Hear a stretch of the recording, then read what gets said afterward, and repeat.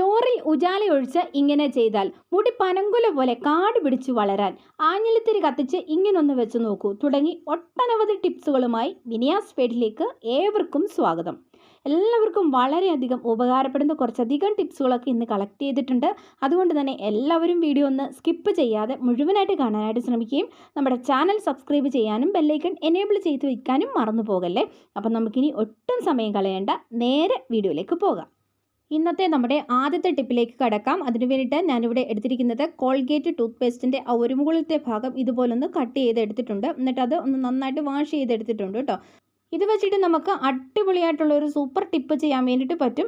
അപ്പോൾ ഇതിനി ആരും വലിച്ചെറിഞ്ഞ് കളയരുത് കേട്ടോ. നമ്മളിതുപോലെ എണ്ണയൊക്കെ തീർന്നു കഴിഞ്ഞാൽ ഇതുപോലെ നമ്മൾ പാക്കറ്റിൽ കിട്ടുന്ന എണ്ണ കുപ്പിയിലോട്ട് ഒഴിച്ച് കഴിയുമ്പോൾ ചിലപ്പോൾ അതൊക്കെ ഒത്തിരി താഴേക്ക് പോകാനുള്ള ചാൻസ് ഉണ്ട് അല്ലേ.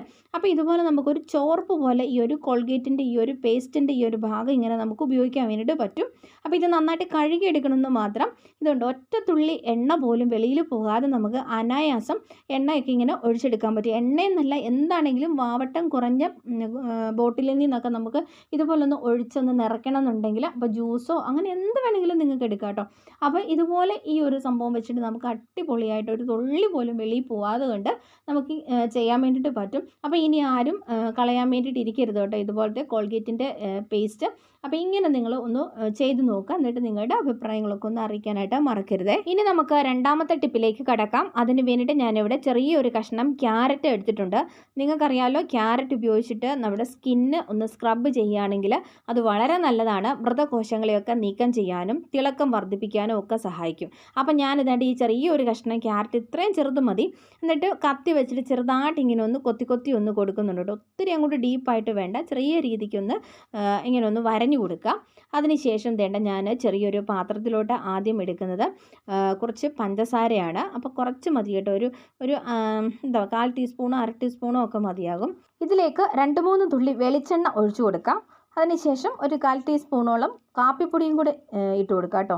എന്നിട്ട് ഇത് നന്നായിട്ട് നമുക്കൊന്ന് മിക്സ് ചെയ്യണം. അപ്പോൾ ആ ക്യാരറ്റ് തന്നെ വെച്ചിട്ട് നമുക്കിതുപോലെ നന്നായിട്ടൊന്ന് മൊത്തത്തിലെല്ലാം കൂടെ ഒന്ന് മിക്സ് ചെയ്യാം. എന്നിട്ട് നമുക്ക് ഈ ക്യാരറ്റിൽ ഈ പറ്റിപ്പിടിച്ചിരിക്കുന്ന നമ്മൾ ഈ കാപ്പിപ്പൊടിയും പഞ്ചസാരയുടെ തരികളും വെളിച്ചെണ്ണയൊക്കെ കൂടി ഉണ്ടല്ലോ, ഇത് വെച്ചിട്ട് വേണം നമ്മൾ സ്ക്രബ് ചെയ്യാൻ വേണ്ടിയിട്ട്. അപ്പോൾ ഇങ്ങനെ ഫേസ് ആണെങ്കിൽ നന്നായിട്ടൊന്ന് വാഷ് ചെയ്യുക. എന്നിട്ട് ആ ഒരു വെള്ളത്തോട് കൂടി തന്നെ ഇതുപോലെ നന്നായിട്ടൊന്ന് ഉരച്ചു കൊടുക്കുക കേട്ടോ. അപ്പം ഇങ്ങനെ ഒത്തിരി അങ്ങോട്ട് കട്ടിക്കൊന്നും ചെയ്യേണ്ട, എന്നാലും നമ്മൾ സാധാരണ സ്ക്രബ് ചെയ്യുന്ന ആ ഒരു രീതിക്ക് നന്നായിട്ട് ഫേസിലെല്ലാം നന്നായിട്ട് ഇതുപോലെ സ്ക്രബ് ചെയ്ത് കൊടുക്കുക. അപ്പം നിങ്ങളുടെ മൃതകോശങ്ങളൊക്കെ ആണെങ്കിൽ റിമൂവ് ആകുന്നതായിരിക്കും. ചർമ്മത്തിന് നല്ല തിളക്കം കിട്ടും, മൃദുത്വം കിട്ടും. അപ്പോൾ ഇങ്ങനെ നിങ്ങളൊന്ന് ചെയ്ത് നോക്കണം കേട്ടോ. ഈ ഒരു ചെറിയൊരു ക്യാരറ്റിൻ്റെ പീസ് നിങ്ങൾ ഒരു തവണ ചെയ്തിട്ട് പിന്നെ ഇത് കളയാനായിട്ട് നിൽക്കണ്ട. നന്നായിട്ട് വാഷ് ചെയ്തെടുത്ത് ഫ്രിഡ്ജിൽ വയ്ക്കുകയാണെങ്കിൽ തൊട്ടടുത്ത ദിവസവും നിങ്ങൾക്ക് ഇതുപോലെ തന്നെ ആ ഒരു ക്യാരറ്റ് തന്നെ വെച്ചിട്ട് സ്ക്രബ് ചെയ്യാൻ വേണ്ടി സാധിക്കും. അപ്പോൾ നമ്മൾ കൈ വെച്ചിട്ടൊക്കെ ചെയ്യുന്നതിനേക്കാളും കുറച്ചുകൂടി നന്നായിട്ട് തന്നെ സ്ക്രബ് ചെയ്യാൻ വേണ്ടിയിട്ട് സാധിക്കുന്നതായിരിക്കും. അപ്പോൾ ഇതുപോലെ നിങ്ങളൊന്ന് ചെയ്ത് നോക്കുക. എന്നിട്ട് നിങ്ങൾ നിങ്ങളുടെ അഭിപ്രായങ്ങളൊക്കെ അറിയിക്കാനായിട്ട് മറക്കല്ലോ കേട്ടോ. ഇനി അടുത്ത ഒരു ടിപ്പിന് വേണ്ടിയിട്ട് ഞാനിവിടെ ഒരു പ്ലേറ്റ് എടുത്തിട്ട് അതിലോട്ട് ചൂട് ചോറ് ഇട്ട് കൊടുക്കുന്നുണ്ട്. ഏകദേശം ഒരു തവിയോളമൊക്കെ മതിയാകും. എന്നിട്ട് ഞാൻ ഇതിലോട്ട് ചേർത്ത് കൊടുക്കുന്ന ബേക്കിംഗ് സോഡയാണ്. അപ്പോൾ ഇത്രത്തോളം ബേക്കിംഗ് സോഡ ഒന്ന് ചേർത്ത് കൊടുത്തു. ഇനി നമുക്ക് ഇതിലോട്ട് കുറച്ച് ഉജാല ഒഴിച്ചു കൊടുക്കണം.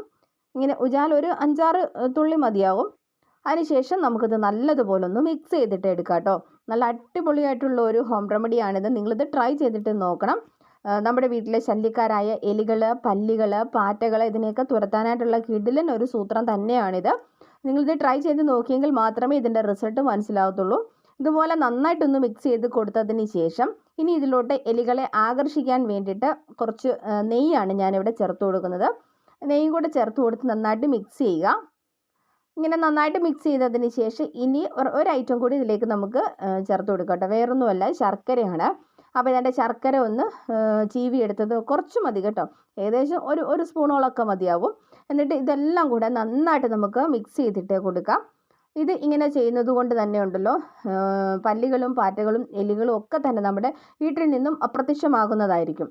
ഇത് ഞാൻ ഇതുപോലെ ഒരു പേപ്പറിലോട്ടൊന്ന് ഇട്ട് കൊടുക്കുന്നുണ്ട്. അതിനുശേഷം ഇതിങ്ങനെ നിരത്തി വെച്ച് കൊടുക്കുക. എന്നിട്ട് സാധാരണ എലികൾ കാണപ്പെടുന്ന സ്ഥലങ്ങളിലൊക്കെ നിങ്ങൾക്കിത് വൈകിട്ട് കിടക്കുന്നതിന് മുമ്പ് ഇങ്ങനെ വെച്ച് കൊടുക്കുക കേട്ടോ. അതായത് ഗ്യാസ് സ്റ്റോവിൻ്റെ അടിയിൽ അല്ലെങ്കിൽ സ്റ്റോർ റൂമിലൊക്കെയാണല്ലോ സാധാരണ എലികളും പല്ലികളും പാറ്റകളും ഒക്കെ കൂടുതലായിട്ട് കാണപ്പെടുന്നത്. അപ്പോൾ നിങ്ങളിങ്ങനെ ഒന്ന് വെച്ച് കൊടുക്കുകയാണെങ്കിൽ ഈ നമ്മൾ ചേർത്ത് കൊടുത്തിരിക്കുന്ന ബേക്കിംഗ് സോഡയും അതുപോലെ തന്നെ ഉജാലയുടെ അംശമൊക്കെ എലിയുടെ വയറ്റിൽ ചെന്നിട്ടുണ്ടെങ്കിൽ വയറിങ്ങനെ കമ്പിച്ച് ഗ്യാസ് കിട്ടി എലി ചത്തുപോകുന്നതായിരിക്കും. അതുപോലെ തന്നെ എലികളെ ആകർഷിക്കാൻ വേണ്ടിയിട്ടാണ് നമ്മൾ ഈ നെയ്യും ശർക്കരയും ഒക്കെ ചേർത്തിരിക്കുന്നത്. അപ്പോൾ ഇതിൻ്റെ ആ ഒരു ഗന്ധം കൊണ്ട് തന്നെ എലികളെ ആകർഷിക്കപ്പെടുകയും ചെയ്യും, അവർ വന്ന് കഴിക്കുകയും ചെയ്യും. ഇത് കഴിച്ചു കഴിഞ്ഞാൽ വയറ്റിലെ പ്രശ്നം ഉണ്ടായിട്ട് അവർ നശിച്ചു പോവുകയും ചെയ്യും. അപ്പോൾ ഈ രീതിക്ക് നിങ്ങളൊന്ന് ട്രൈ ചെയ്ത് നോക്കാനായിട്ട് മറക്കരുതേ. ഇനി ഞാനിവിടെ കുറച്ച് ആഞ്ഞിലിത്തിരി എടുത്തിട്ടുണ്ട്. അതായത് ആഞ്ഞിലി മരത്തിൻ്റെ ആ ഒരു തിരിയാണിത്. അപ്പം നിങ്ങൾക്ക് 10 പൈസ പോലും ചിലവില്ലാതെ കൊണ്ട് കൊതുകുതിരി നമ്മുടെ വീട്ടിൽ കത്തിക്കാൻ വേണ്ടിയിട്ട് പറ്റും. ഇത് ആഞ്ഞിലി മരത്തിൻ്റെ ചുവട്ടിലൊക്കെ ഉണങ്ങി ഒരുപാട് കിടപ്പുണ്ടാകും. അപ്പോൾ ഇതിങ്ങനെ പെറുക്കി എടുത്തുകൊണ്ട് വന്നിട്ട് കൊതുകുതിരിക്ക് പകരമായിട്ട് ഇതുപോലെ കത്തിച്ച് വെക്കുകയാണെങ്കിൽ ഇതിൻ്റെ ആ ഒരു സ്മെല്ല് അടിച്ചിട്ട് ഇതിൽ നിന്ന് വരുന്ന ഒരു പുകയൊക്കെ അടിച്ചിട്ട് നമ്മുടെ വീട്ടിലെ ശല്യക്കാരായ കൊതുകുകളും ചെറുപ്രാണികളും ഒക്കെ തന്നെ വീട്ടിൽ നിന്നും അപ്രത്യക്ഷമാകുന്നതായിരിക്കും. നിങ്ങളിൽ എത്ര പേർക്ക് അറിയാം, പണ്ട് കാലത്തൊന്നും ഇന്ന് കാണുന്നത് പോലുള്ളതായ കൊതുകുതിരികളോ അല്ലെങ്കിൽ അങ്ങനെയുള്ള സംഭവങ്ങളൊന്നും തന്നെ ഉണ്ടായിരുന്നില്ലല്ലോ. അപ്പോൾ പണ്ട് കാലത്തുള്ള നമ്മുടെ പാരൻസൊക്കെ കൊതുകുകളെയൊക്കെ അകറ്റാൻ വേണ്ടിയിട്ട് ഉപയോഗിച്ചിരുന്ന ഒരു സംഭവമാണ് ഈ കൊതുകുതിരി. ഇന്നത്തെ തലമുറയ്ക്ക് എത്ര പേർക്ക് ഇത് അറിയാമെന്ന് അറിയത്തില്ല. അപ്പോൾ അത് ആർക്കെങ്കിലും അറിയാൻ മേലാത്തവരുണ്ടെങ്കിൽ ഇങ്ങനെ ഒന്ന് ട്രൈ ചെയ്തിട്ട് നോക്കണം കേട്ടോ. ഇനി അടുത്ത ടിപ്പിന് വേണ്ടിയിട്ട് ഞാനിവിടെ വീട്ടുമുറ്റത്ത് കിടന്ന മെറ്റലാണ് എടുത്തിരിക്കുന്നത്. നിങ്ങൾക്കറിയാമോ, ഇപ്പം നല്ല ചൂടാണ്. ഈ ചൂടുകാലത്ത് എല്ലാവരും ചൂടെടുത്തിട്ടാണ് കിടന്ന് ഉറങ്ങുന്നത് അല്ലേ. അപ്പോൾ ഇതുപോലെ നമുക്ക് ഒരു പിടി മെറ്റൽ ഉണ്ടെങ്കിൽ നമുക്ക് തണുത്ത് വിറച്ച് കിടന്ന് ഉറങ്ങാം, ഒരു AC-യുടെയും ആവശ്യമില്ലാതെ. അപ്പോൾ അത് എങ്ങനെയാണെന്ന് നോക്കാട്ടോ. ഇതുപോലെ ഞാനൊരു പ്ലാസ്റ്റിക്കിൻ്റെ ഒരു ബേസൻ എടുത്തിട്ടുണ്ട് കേട്ടോ. അപ്പോൾ ഇച്ചിരി കുറച്ച് വലിപ്പമുള്ള, അതായത് വിസ്താരമുള്ള രീതിക്കുള്ളത് എടുക്കണം. ഇതുപോലുള്ളൊരു സ്ക്വയറിലുള്ള ഒരു ഡിഷ് പോലത്തെ ഒരു പാത്രമാണെങ്കിൽ കുറച്ചുകൂടി നല്ലതായിരിക്കും. നമ്മളെടുത്ത ആ മെറ്റൽ ഇതിലേക്ക് ഞാനൊന്ന് ഇട്ട് കൊടുക്കുന്നുണ്ട്. ഇങ്ങനെ നിരത്തി വെച്ചിട്ട് വേണം ഇത് റെഡിയാക്കി എടുക്കാൻ വേണ്ടി കേട്ടോ. നമുക്ക് 1-2 പിടി മെറ്റൽ ഉണ്ടെങ്കിൽ തന്നെ നമുക്ക് ധാരാളമാണ്. ഇനി ഒരു കോട്ടൻ്റെ ബെഡ്ഷീറ്റ് ഞാനൊന്ന് നല്ലതുപോലെ മടക്കിയിട്ട് ഈ ഒരു ബേസൻ്റെ ആ ഒരു അളവിൽ ഞാനൊന്ന് വെച്ച് കൊടുക്കുന്നുണ്ട്. പുറത്തേക്ക് ഇങ്ങനെ തള്ളി നിൽക്കാൻ പാടില്ല. ഈ ഒരു തുണി ഇങ്ങനെ ഉള്ളിലോട്ട് മടക്കി വെച്ചോണം കേട്ടോ. അതിന് ശേഷം നമ്മളിനി ഇതിലോട്ട് ചെയ്യാൻ പോകുന്നത്, ഒരു പാത്രത്തിൽ കുറച്ച് വെള്ളം എടുക്കുക, സാധാ പച്ചവെള്ളം എടുക്കുക. എന്നിട്ട് അതിലോട്ട് കുറച്ച് കംഫോർട്ടും കൂടി ഒഴിച്ചു കൊടുക്കുക. നന്നായിട്ട് മിക്സ് ചെയ്യുക. അതിനുശേഷം ഈ വെള്ളം നമ്മൾ ഇതിലേക്ക് ഒഴിച്ചു കൊടുക്കുകയാണ്.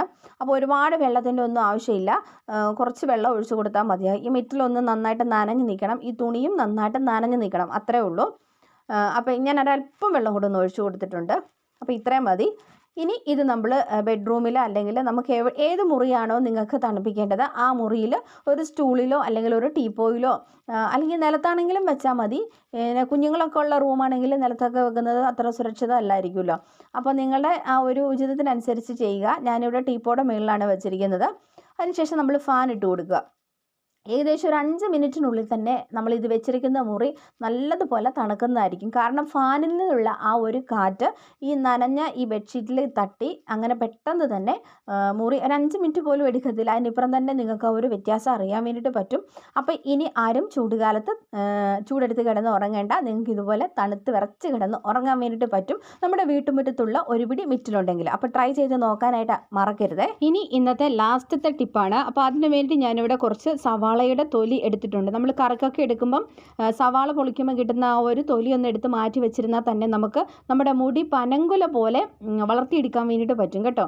അപ്പം ഇങ്ങനെ ഞാൻ കുറച്ച് ഇതേടെ ഒരു പിടിയോളമാണ് ഈ ഒരു സവാള തൊലി എന്ന് പറയുന്നത്. ഇതിപ്പം ഇതിലൊരുപാട് അഴുക്കുകളൊക്കെ ഉള്ളതുകൊണ്ട് തന്നെ നമുക്ക് നന്നായിട്ട് ഇത് കഴുകിയിട്ട് എടുക്കണം. ഒരു പൂപ്പൽ പോലൊക്കെ ഉണ്ടാവുമല്ലോ സവാള തൊലിയുടെ ആ ഒരു പുറത്ത്. അപ്പം അതൊക്കെ നമുക്ക് ചൊറിച്ചിലുണ്ടാക്കുന്നത് കൊണ്ട് തന്നെ നന്നായിട്ട് ഇതുപോലെ സവാള തൊലി കഴുകിയതിന് ശേഷം ഞാൻ ഇതുപോലെ ഒരു പാനിലേക്കൊന്ന് ഇട്ട് കൊടുക്കുന്നുണ്ട്. അതിനുശേഷം 2 ഗ്ലാസ് വെള്ളവും കൂടെ ഒഴിച്ചു കൊടുക്കുന്നുണ്ട് കേട്ടോ. എന്നിട്ട് നിങ്ങളുടെ കയ്യിൽ തേയിലപ്പൊടി ഉണ്ടെങ്കിൽ തേയിലപ്പൊടി ഇട്ട് കൊടുക്കാം, അതല്ലെങ്കിൽ കോഫി പൗഡർ ആണെങ്കിൽ അതാണെങ്കിലും കുഴപ്പമില്ല.